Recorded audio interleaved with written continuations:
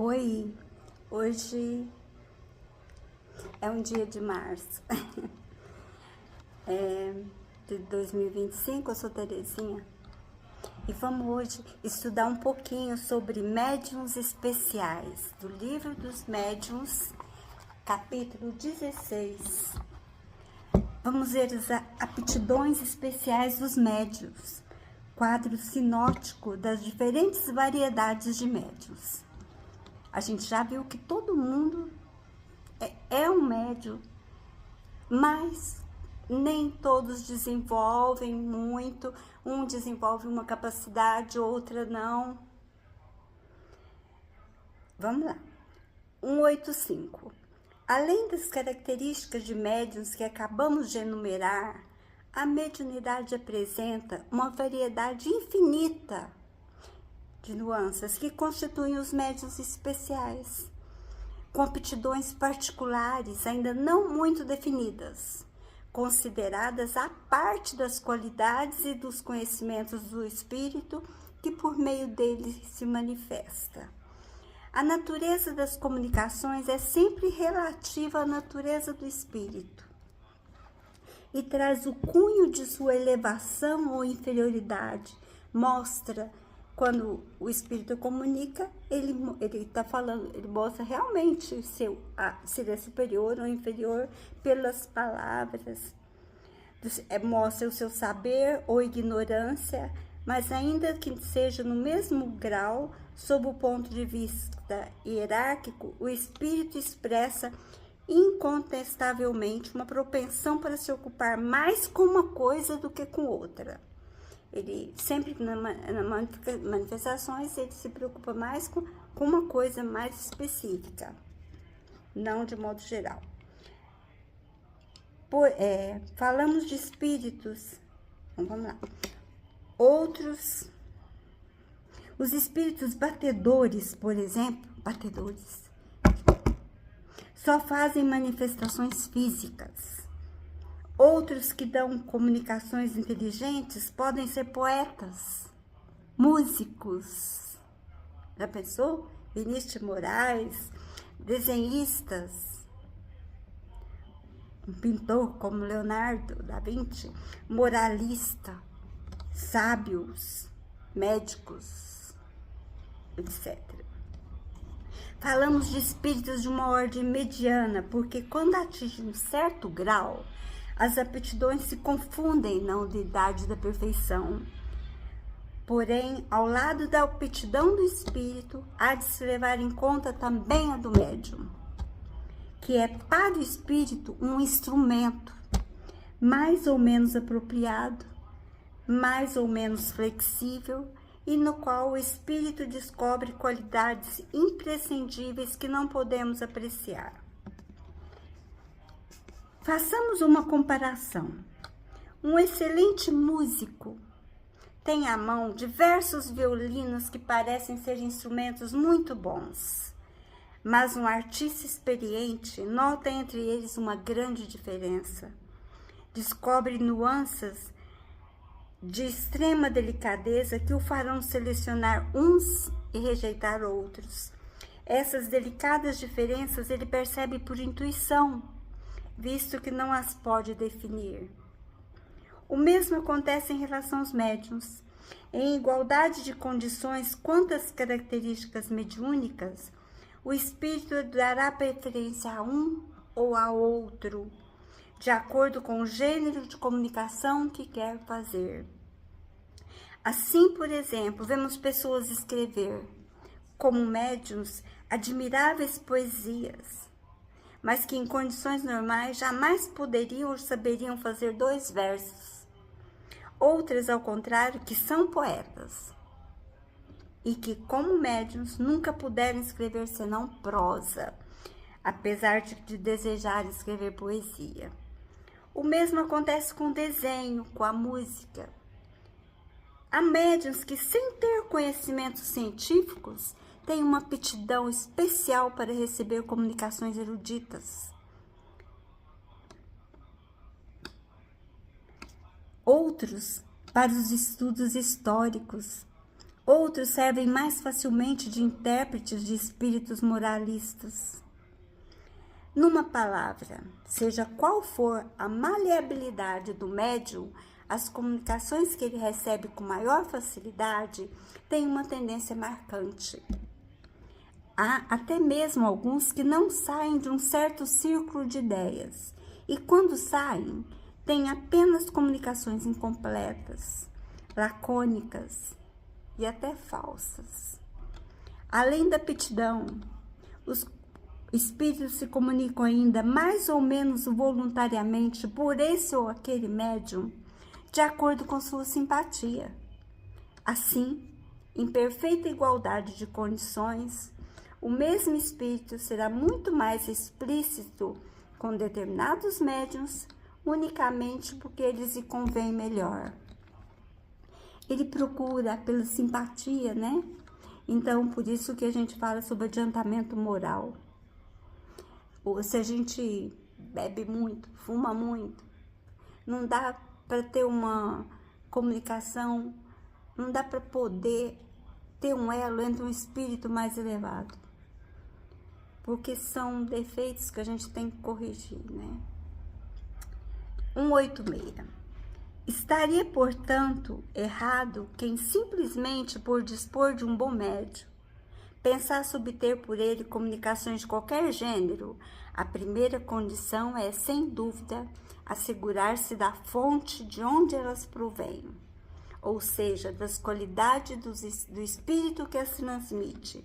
Porém, não é menos necessário ter em vista as qualidades do instrumento oferecido ao espírito, o médium. É preciso estudar a natureza do médium, como se estuda a natureza do espírito, porque os dois elementos são essenciais para se obter um resultado satisfatório. Há ainda um terceiro, que desempenha um papel igualmente importante, que é a intenção. O pensamento íntimo, o sentimento mais ou menos louvável de quem o interroga, e isso se compreende. Para que uma comunicação seja boa, é preciso que ela emane de um espírito bom. Para que esse bom espírito possa transmiti-la, é preciso para ele um bom instrumento. Para que ele queira transmiti-la, é preciso que o objetivo visado lhe convenha. O espírito lê o pensamento e julga se a questão que lhe é proposta merece uma resposta séria e se há tempo, se a pessoa que a faz é digna de recebê-la. Caso contrário, não perde seu tempo a semear bons grãos sobre as pedras, e é então que os espíritos levianos e zombeteiros entram em ação.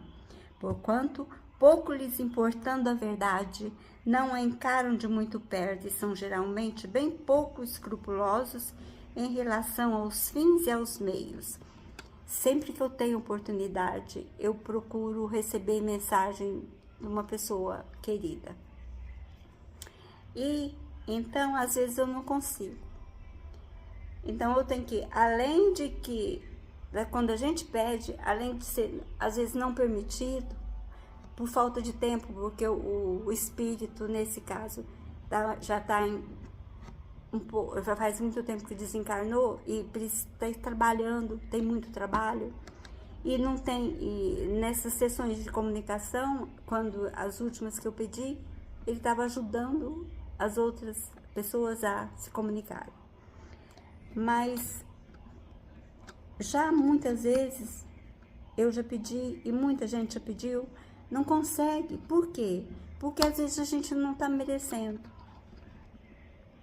Tem que ter tudo, a sintonia. Quando você quer uma mensagem, você precisa pedir muito pro seu anjo da guarda. Seu anjo da guarda, ele escuta, vai passando e chega lá. E se for permitido, você recebe. Eles veem a intenção de quem tá querendo receber, se é válido, aí tem.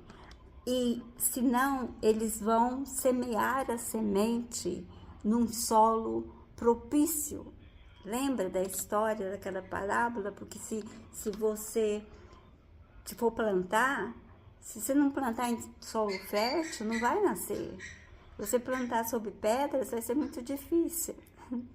Tem flores que nascem no asfalto, mas não é fácil, mas é digno de foto. Resumimos aqui os principais gêneros de médiums, a fim de apresentarmos de algum modo um quadro sinótico, incluindo os que já descrevemos nos capítulos anteriores e indicando os números onde tratamos de cada um com detalhes. Agrupamos as diferentes variedades de médiums por semelhanças de causas e efeitos, sem que essa classificação tenha nada de absoluto. Tem sempre exceções. Não pode levar pé da letra, às vezes tem que estudar. Algumas são muito comuns, outras, ao contrário, são raras e até mesmo excepcionais, o que teremos o cuidado de mencionar. Essas indicações foram todas fornecidas pelos espíritos, que, aliás, examinaram esse quadro com cuidado todo particular e o completaram com numerosas observações e novas categorias, de tal modo que é, por assim dizer, uma obra completamente deles. Indicamos com aspas observações que nos pareceu convenientemente destacar na maioria de Erasto e Sócrates. Então, tudo isso que a gente está falando aqui foi ditado por médiuns. Isso aqui foi esses estudos. Tudo tem seu fundamento na espiritualidade. 187. Podemos dividir os médiuns em duas grandes categorias: os médiuns de efeitos físicos e os de efeitos intelectuais. De efeitos físicos são os que têm o poder de provocar efeitos materiais ou manifestações ostensivas. Os de efeitos intelectuais são os mais especialmente apropriados para receber e transmitir comunicações inteligentes. Efeito físico, bater porta, alguma coisa, né? É uma das coisas. Todas as demais variedades, físicos, além de físicos intelectuais, as demais variedades se incluem diretamente numa ou noutra dessas duas categorias. Algumas em ambas. Algumas, vamos lá. Se analisarmos os diferentes fenômenos produzidos sob a influência mediúnica, veremos que em todos há um efeito físico e que aos efeitos físicos alia-se quase sempre um efeito inteligente. O limite entre os dois é algumas vezes difícil de estabelecer, mas isso não é relevante. Compreendemos sob a denominação de médiuns de efeitos intelectuais os que podem mais especialmente servir de intermediários para as comunicações regulares e seguidas, tipo a psicografia,